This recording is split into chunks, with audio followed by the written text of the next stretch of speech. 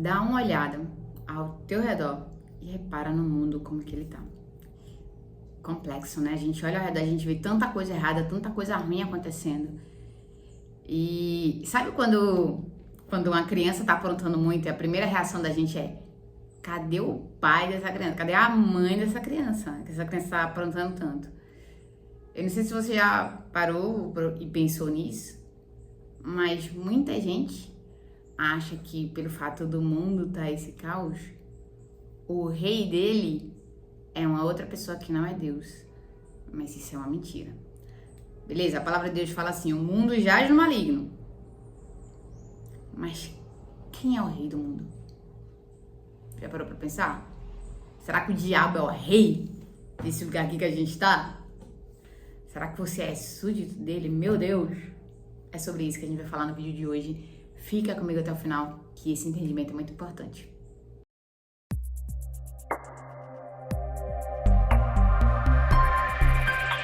Ser súdito do diabo é bronca, né? Lógico que a gente não é, gente. Já vou logo começar, porque eu não vou ficar rodeando muito pra dizer isso. Não, não é. O mundo já é no maligno, mas você, a gente aprendeu no vídeo anterior, a gente é cidadão dos céus.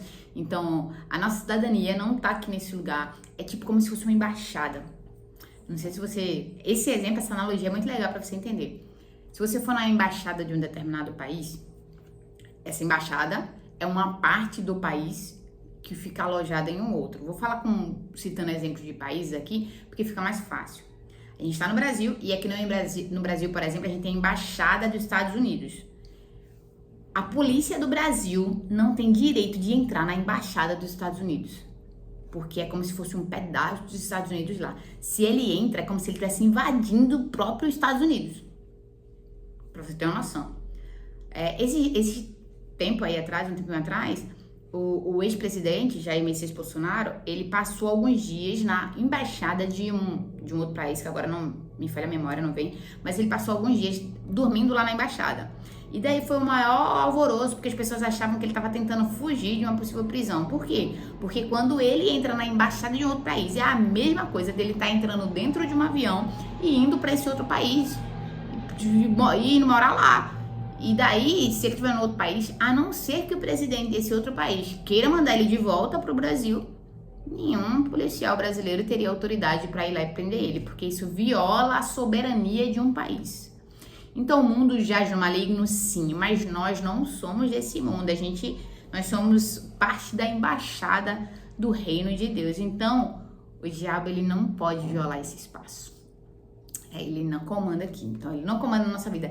Deus, ele é rei. Sobre a criação, Deus, ele é rei. Inclusive, é isso que a Bíblia fala. Salmo 103, versículo 19, é o primeiro dos versículos que eu vou ler aqui para começar a te situar nisso, para você poder defender esse argumento também, tá? Salmo 103, 19, a Bíblia fala assim, ó: o Senhor estabeleceu o seu trono nos céus. Então, o trono dele tá onde? Nos céus. Como rei, um adicional, né? E como rei, domina sobre tudo o que existe. Ele não domina só sobre as coisas que estão nos céus.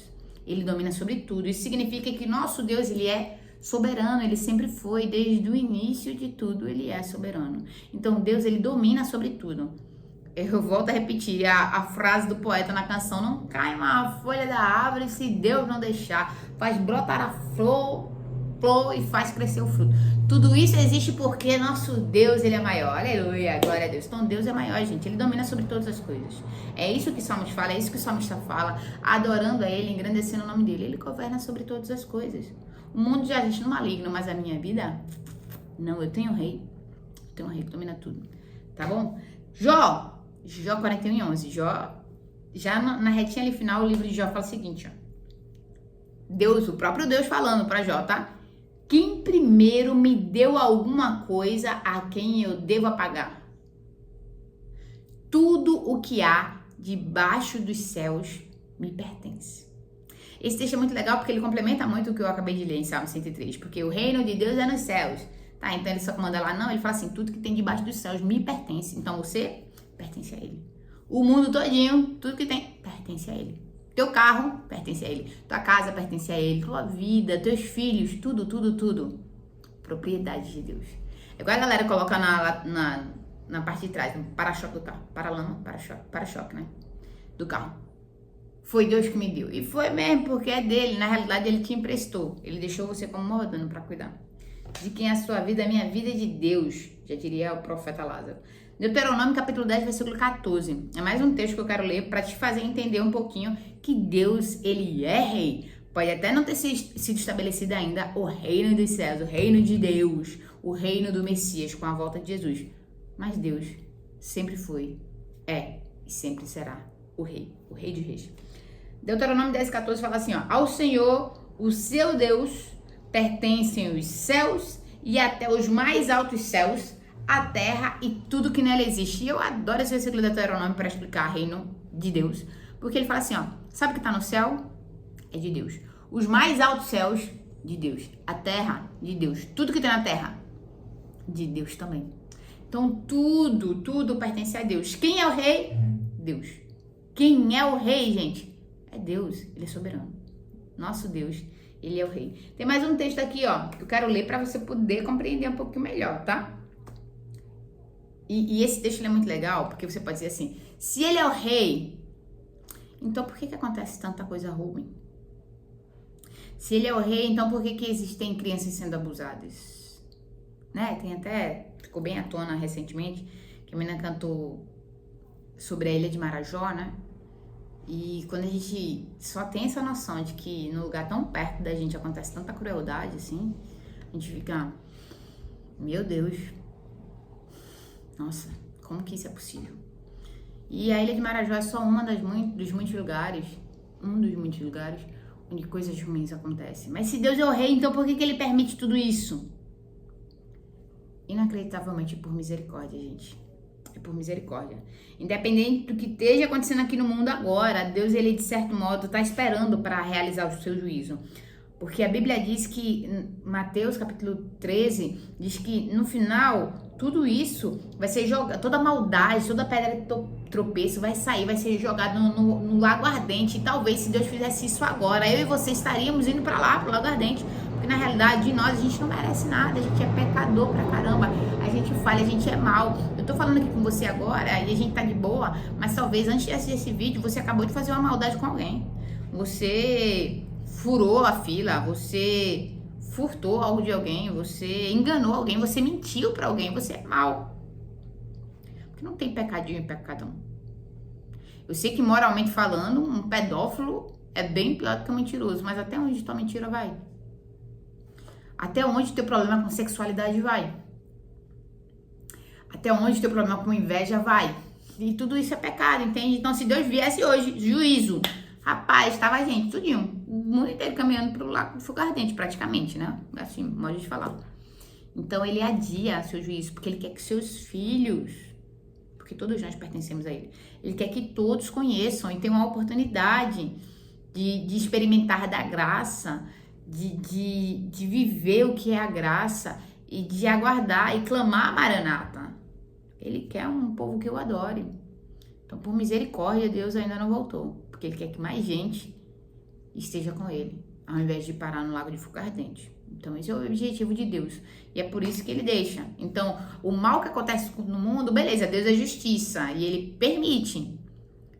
Mas quem tá fazendo tudo isso é o nosso pecado. Se a gente não tivesse pecado, tava todo mundo lindo e belo, vivendo num paraíso, gente. Mas o melhor de nós, Adão, não conseguiu. Então, muito possivelmente, eu e você também não conseguiríamos. Iríamos fazer a mesma coisa que Adão, talvez mais rápido do que Adão e Eva. E, enfim, talvez a gente fosse enganado também. Então, o pessoal que fica, eu quero ir pro céu para me encontrar com Adão, eu vou pegar ele. Não, se você estivesse no lugar de Adão, você talvez teria feito muito pior. Rapaz, talvez você tivesse passado fruto no corpo, imagina, muito pior. Ele comeu, aí sei lá, a pessoa come, faz doce, estoca. Não sei o que é que você teria feito. Mas o melhor de nós, Adão, aquele que Deus, quando criou Adão e Eva, Deus criou Adão macho, Adão fêmea, ele olhou e falou assim, perfeito. E ainda assim ele errou. Então imagina você, tá? Então não julga Adão não, pelo amor de Deus. E eu falei pra você que eu ia ler mais um texto, né? 2 Pedro, capítulo 3, versículo 9. Vê que negócio legal. Fala um pouquinho do que eu tava falando aqui, diz assim, o Senhor não demora em cumprir a sua promessa, como alguns julgam. Então Jesus não tá demorando pra voltar, tá? Ao contrário, ele é paciente com vocês e não quer que ninguém pereça, mas que todos cheguem ao arrependimento.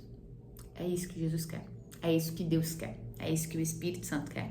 E é por isso que Jesus ainda não voltou. O Senhor planejou direitinho cada tempo, cada era, cada data. Então, continuaremos nessa presente era até o momento em que Ele julgue ser o momento ideal para que a nova era, o novo reino, nova terra, novos céus seja estabelecido aqui, tá? Enquanto isso, a gente vai como embaixadores do reino de Deus, sendo um ponto de luz desse mundo, sendo sal nesse lugar e não deixando que o inferno domine por completo, porque esse lugar aqui pertence ao Senhor, a terra e tudo que nele habita. Então, lembre-se sempre disso. Deus, ele tá no controle. Quem é o rei? Deus, nosso Deus, ele é o rei. Eu sou a Paulinha e esse é mais um vídeo compartilhado com você. Afinal, aqui eu tô falando apenas aquilo que o rei mandou dizer. E eu espero que você assista o próximo vídeo também, tá bom? Até mais!